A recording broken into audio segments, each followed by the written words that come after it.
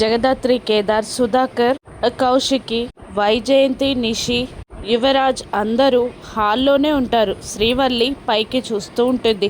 అప్పుడు పాపారాయుడు ఒక బ్యాగ్ తీసుకొని కిందికి వస్తూ ఉంటాడు. దాత్రి అనుమానంగా చూస్తూ ఉంటుంది. బాబాయ్, మీరు వచ్చేటప్పుడు ఊరికనే వట్టి చేతులతో వచ్చారు. ఇప్పుడు బ్యాగ్ తీసుకొని కిందికి దిగారు. ఇంతకీ అది ఎవరి బ్యాగ్ బాబాయ్ అని దాత్రి పాపారాయుడిని అడుగుతుండగా, అది నా బ్యాగ్ వదినా అని శ్రీవల్లి అనేయడంతో అందరూ షాక్ అవుతారు.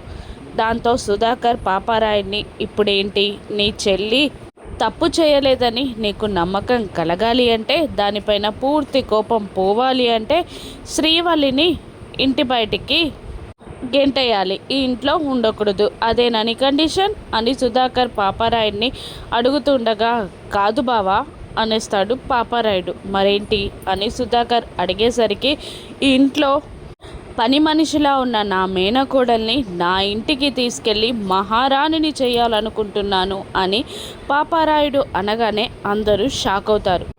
ఎందుకు బాబాయ్, మీ ఇంటికి తీసుకెళ్లడం ఎందుకు అని జగదాత్రి నిలదీస్తూ ఉండగా, అది అమ్మి, ఇంట్లో నా మేనకోడలికి ఎప్పటికీ గుర్తింపు తగ్గదు, దాన్ని ఈ ఇంటి బిడ్డగా గుర్తించలేరు, అందుకనే నేను నా ఇంటికి తీసుకెళ్ళి నా బిడ్డలా చూసుకోవాలనుకుంటున్నాను అని పాపారాయుడు శ్రీవల్లి భుజాల చుట్టూ చేతులు వేసి, నేను తీసుకెళ్తాను అని అనడంతో శ్రీవల్లి భయపడుతూ ఉంటుంది. దాత్రి అనుమానిస్తూనే ఉంటుంది. అప్పుడు కౌశికి శ్రీవల్లిని, ఏంటమ్మా శ్రీవల్లి, మామయ్యతో ఊరికంట వెళ్తావా, నీకు ఇష్టమేనా, వెళ్ళగలవా అని అడుగుతుండగా భయపడుతూ ఉంటుంది శ్రీవల్లి. జగదాత్రి పాపారాయుడి కన్నింగ్ ప్లాన్ని పసిగట్టగలదా? నవ్వుతున్న వైజయంతి, నిషి, యువరాజ్ల ముఖాలు చూసి నిజాన్ని పసిగట్టగలదా? శ్రీవల్లి వెళ్లకుండా ఆపగలదా?